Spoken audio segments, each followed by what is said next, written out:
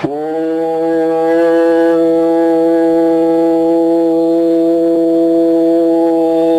ஈஸ்வரா குருதேவா.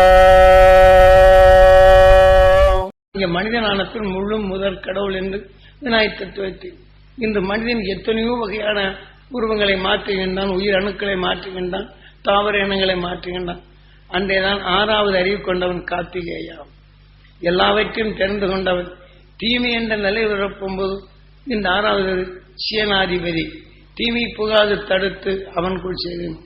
ஆகவே பிரம்மாவை சிறப்பிடித்தான். இயற்கை ஒன்றோடு ஒன்று இணையும் சந்தர்ப்பம் அது பிரம்மா. ஆனால் இவன் அந்த சந்தர்ப்பத்தை உருவாக்க தெரிந்து கொண்டவன் பிரம்மாவை சிறப்பிடித்த 6வது அறிவுக்குள் நாம் உருவாக்கும் திறன் பெற்றவன் என்பதனை நமது சாஸ்திரங்கள் சூட்சும நிலையில் நடப்பதை உருவம் அமைத்து கதைகளாக சொல்லி காவியமாக படைத்து அந்த உணர்வின் இயக்கங்களை பற்றி நாம் எப்படி வாழ வேண்டும் என்று காட்டியுள்ளோம். இப்ப என்ன இங்கிருந்து போன உடனே சாமிக்கு பன்னிமலையில் பஞ்சாமிரத்தை அபிஷேகம் பண்ணி போட்ட உடனே அங்கே என்ன செய்யறோம், அழுகதான் ஆரம்பிக்கிறோம். பஞ்சாமிரத்தை அபிஷேகம் பண்ணி போட்டு நான் இத்தனையும் செய்யறேன், இந்த மாதிரி இருக்கு, குடும்பத்தில் தொல்லையா இருக்கு, கஷ்டமா இருக்கு, கொடுத்தவங்க கொடுக்க மாட்டேங்கிறான். இந்த அபிஷேகத்தை செய்து இதுதான் அழுகிறது. அன்று இந்த உண்மையின் உணர்வை அறிவதற்குத்தான் அன்று போகணும்.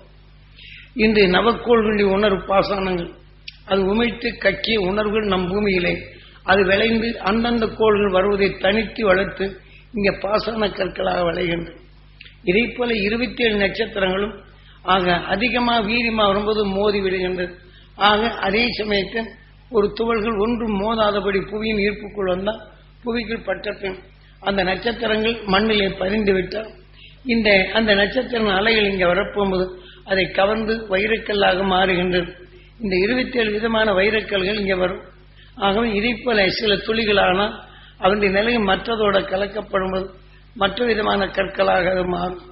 ஆக இதனை தனக்குள் எடுத்து புவியின் தன்மை கொண்டு கருவாகி அது உருவாகி வெடிக்கும்போது இந்த வைரங்கள் எல்லாம் மற்ற நிலையில் குவித்து கருவானது முழுமை அடைந்து விட்டால் அது வெடித்து வெளியே வந்துவிடும்.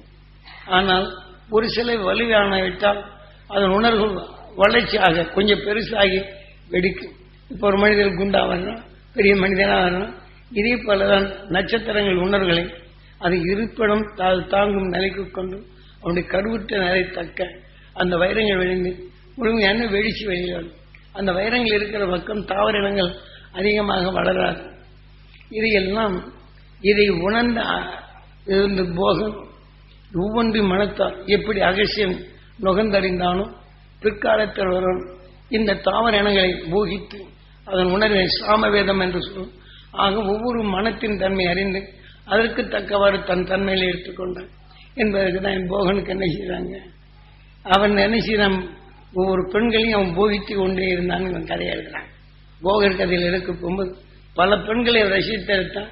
அவன் உணர்ச்சி தாங்காதபடி ஒரு கல்லவே என்ன செய்ய சிலையாக்கி அதை புலந்தான். அதனால கன்னி வாடி அப்படின்னு இப்படி பேர்களை வைத்து மனிதன் இயக்கும் உண்மையை மாறி மண்ணுடைய இச்சைக்கு அவன் காவியங்களை திருப்பி போகனின் அற்புதங்களை பூராமே தலைகீழ மாற்றிவிட்டான். அவன் செய்தான். இந்த எந்தெந்த உணர்வின் தன்மை எடுத்ததோ அதாவது நவபாசனம் என்ற 9 கோளின் உணர்வின் தனக்குள் எடுத்து பல 27 நட்சத்திரம் கல்லை பறித்து அதன் உணர்வின் தன்மை அதை எப்படி செய்ய வேண்டும் என்று மனிதன் 6வது அறிவின் தன்மை உருவாக்கி சிலையாக்கினான். அந்த சிலையாக்கிய பின் இதற்கு மனிதனுக்கு ஒத்த நிலைகள் சாம எந்தெந்த உணர்வுகளை உட்கொண்டு இதனை மனிதனாக வர காரணமானதோ அந்த பச்சளை உணர்வுகளின் இந்த நிலையில் இதில் காந்த புலன் ஏனென்றால் இதில் இருக்கக்கூடிய நிலையில் இதில் பாதரசத்தை இதோடு இணைத்து பாதரசம் எல்லாம் எடுத்துக்கணும். நீ பாதரசத்தை நீங்கள் எடுத்து தங்கம் இருக்கிற இடத்துல லேசாக காய்ச்சினா போகும், உங்கள் தங்கம் எல்லாம் வெள்ளியாகி போகும், கலரே மாறி போகும்.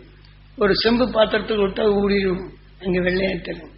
அதனால் இந்த பாதரசத்தை அதற்குள் சேர்த்து ஏனென்றால் சூரியன் இதை பாதரசத்தால் தான் தனக்குள் வரக்கூடிய மோதி தான் விஷத்தன்மையில் படரச் செய்து வெப்பமும் காந்தமாக்கி விஷம் பிரிந்து சொல்வதை கடைசி இந்த காந்தம் பலவீனமான அந்த விஷத்தை இழுத்து தனக்குள் செய்கின்றது என்பதை உணர்ந்தான்.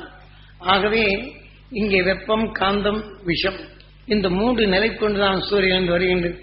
ஆகவே அந்த பாதரசம் எதிலையும் மோதி எதன் நிலையை எடுத்துக்கொண்டதோ, எந்த கோள் எந்த நட்சத்திரத்தின் உணர்வு வந்ததோ அதை பிரித்து அது செல்லப்படும் போது இந்த வெப்பமும் காந்தமும் அதை உணர்வை நுகர்ந்து கொண்ட பின் எலக்ட்ரிக் அதன் உணர்ச்சியில் அதற்கு தக்க இயக்கமாக எலக்ட்ரான் வேறொரு கோளின் தன்மை அதை கவர்ந்து கொண்டால் எலக்ட்ரான் அதனுடைய இயக்கமாக மாறுகின்றது.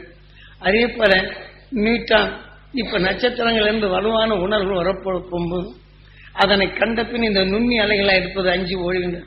அவனுடைய அடுத்த இந்த வேம்பை கண்ட பின் ரோஜா போடுவது போல நகர்ந்து ஓடுகின்றது.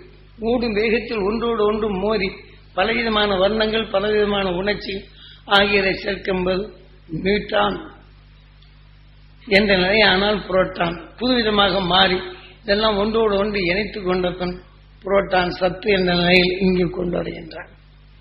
இப்படி ஆனதுதான் இந்த நிலையில் நாம் பூமிக்குள் வந்ததை எப்படி வந்தது என்று நமது சாஸ்திரங்கள் இது வந்து வெப்பம் விஷ்ணு என்றும் மறுவதான் நாராயணன் அவருடைய காந்தம் விஷ்ணுவின் மனைவி என்றும் ஆக இந்த விஷம் பிரிந்து செல்ல பலவீனமான நிலை கரும்பது லட்சுமணா இங்கே உணர்வின் தன்மை ராமா லட்சுமணா எதன் உணர்வு நுகர்கின்றமோ அந்த எண்ணங்களை வருகின்றது.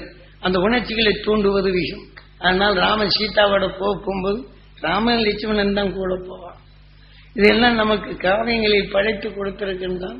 இதெல்லாம் நாம் தெரிந்து கொள்ள முடியாது போய்விட்டது. இப்ப தெரிந்து கொண்டாலும் கூட இப்ப இயக்கின் உண்மையின் புலனறிவு புலன்கள் எப்படி இயக்குகின்றது அப்படிங்கிற நிலைதான் புலசீர் என்ற அகஸ்டன் கண்ட நிலையில் அவன் கண்ட உண்மையின் புலசீர் வம்சத்தில் நாம் சென்றன என்றால் அவன் ஒளியான உணர்வுத்தன்மை நாம் நுகரும்போது ஆகவே இதை நாம் அதன் உணர்வை நாம் புலனறிவை நாம் மாற்றிக்கொள்ள முடியும் என்றால் இதெல்லாம் உங்ககிட்ட பதிவு செய்யணும். ஒரு விஞ்ஞானியோ டாக்டரோ நீங்க படிச்சு எத்தனை வருஷம் பட்டம் கட்டி பதிவு செய்யும். அந்த பட்டமெல்லாம் இல்லாதபடி இந்த உயர்ந்த ஞானத்தை பதிவாக்கி நீங்க நினைவானால் போல் அதை கவர்ந்து கொள்ளும் உணர்வே இங்கே வருகின்றது. மிக சக்தி வாய்ந்த நிலைகளை நீங்கள் பெற வேண்டும். நீங்க கூர்ந்து எந்த அளவுக்கு கவனிக்கின்ற ஒரு பதிவாகின்றது. என்னால் முடியலேங்கிறது இல்லை. எத்தகைய தீமையை நீக்கும் சக்தி உங்களுக்கு பெற வேண்டும் என்பதற்குத்தான் இந்த காலை நேரத்தில் அந்த துருவ நட்சத்திரத்தின் உணர்வு கொண்டு உலக இயல்பின் தன்மை கலந்து நீங்க கூர்ந்து கவனித்து பதிவாக்கி இந்த நினைவெல்லாம் சந்தர்ப்பத்தில் உங்களை தெரிந்து எது நம்மை இயக்குகின்றது அதிலிருந்து நாம் எப்படி தப்ப வேண்டும் என்ற உணர்வை உங்களுக்கு ஊட்டுவதற்கு இந்த ஞானத்தை பறிச்சது இதை செய்தது. அதனால்தான் இன்று அன்று போகன் செய்ததோ இதுதான் செலவடிவாக்கி இந்த மனிதன் ஆவதற்கு தக்கவாறு பல மூலிகைகளை அங்கே எடுத்து அது மேலே பூசிவிட்டால் இது சாரணை, இது உள்ளுக்கு இழுத்துவிடும். பலவிதமான சாரணை மனிதன் குணங்களில் எந்தெந்த குணம் கொண்டு மனிதன் ஆனானோ எந்தெந்த உணர்வு கொண்டு மனிதன் ஆகும்போது தீமையை நீக்கினானோ இதை போல தீமையை நீக்கி உணர்வுகள் பச்சலை வைத்து சாரணை வைத்து சிலையை வைத்து விட்டார். அதில் கொஞ்சோண்டு நீங்க தண்ணி சொட்டு சொட்டுன்னு வந்துவிட்டு இந்த தண்ணி பட்டவுடன் அது சூடாகும். இதுக்குள் சேர்த்த சாரணை உணர்வுகள் ஆவியாக மாறும். அந்த ஆவின் தன்மை நாம் உற்று காலையிலிருந்து இந்த பழனி மலையில இந்த முருகனை மலை மேற்க பார்த்து வைத்தாங்க. நாம கிழக்க பார்க்க முடியும், விநாயகரை அறைய வைத்திருப்போம். அதே உணர்வு மேற்க பார்க்க வைத்து ஆக வடகிழக்காக வடமேற்காக நாம் படிமையில் ஏறி போய் நாம் அங்கே இடவெளியில மேலே ஏறி போகும்போது நம்முடைய ஆசைகள் எத்தனையோ இருக்கும்.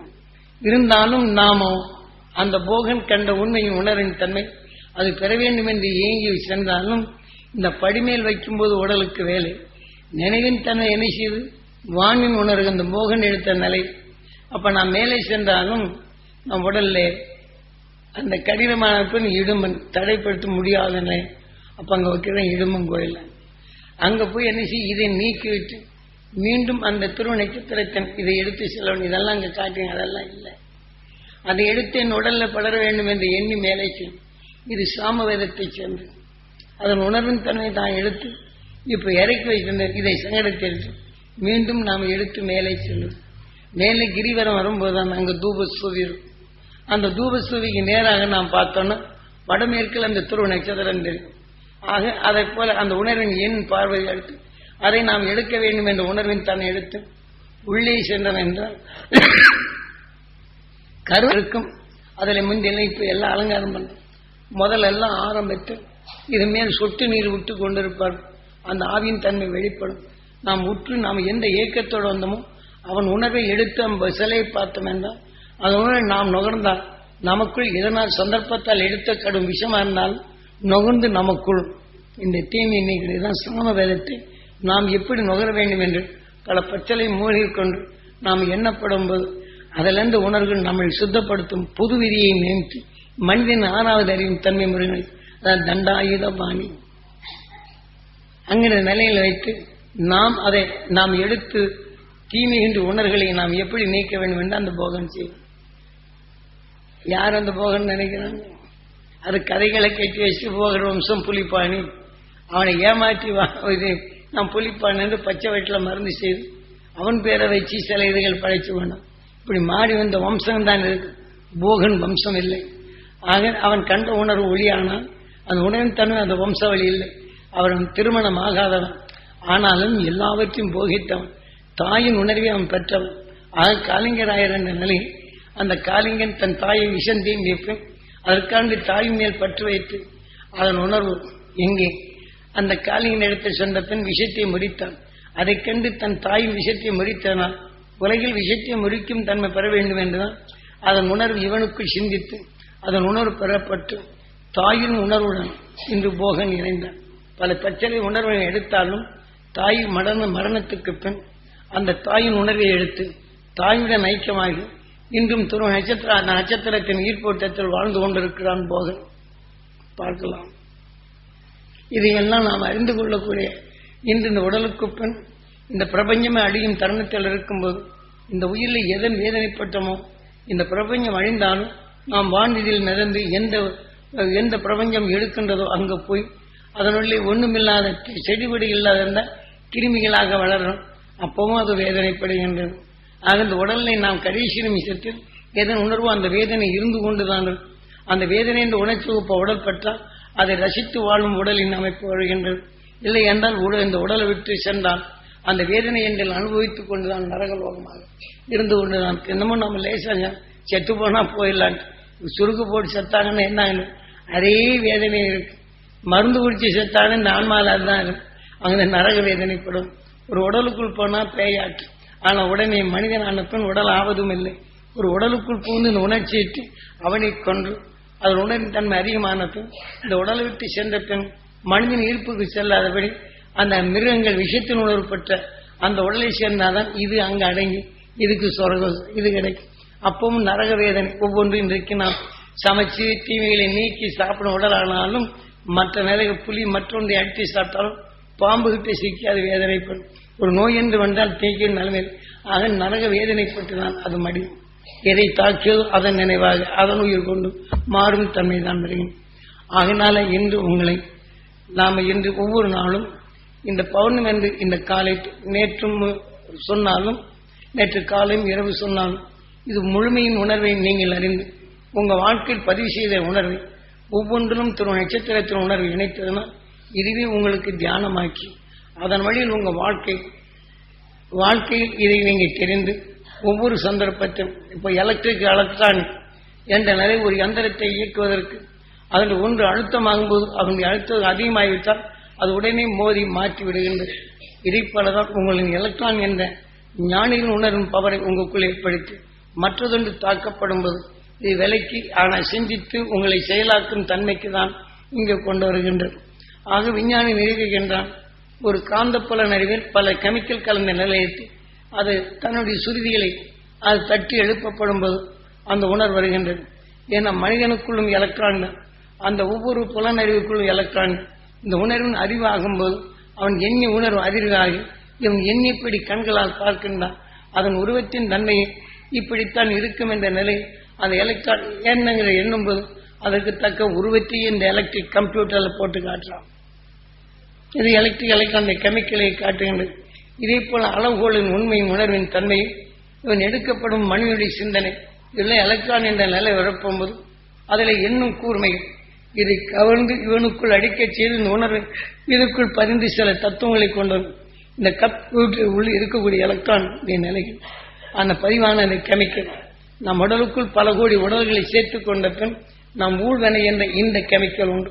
அதுக்கு தான் உற்று பார்த்த உணர்வு பதிவாக்கி மீண்டும் உணர்வின் தன்மை எலக்ட்ரானிக்காக மாற்றி அதன் உணர்வின் இயக்கமாக நாம் அறிகின்றோம். ஆகவே விஞ்ஞான அறிவின் தன்மை அந்த மெய்ஞானி புலசின் புலன் இயக்கத்தை கண்ட அந்த அருஞான உணர்வு நாம் பெறுவோம் என்று ஒரு 5 நிமிஷம் மட்டும் தியானித்து விட்டு அடுத்து இதை நிறுத்திக் கொள்ளலாம்.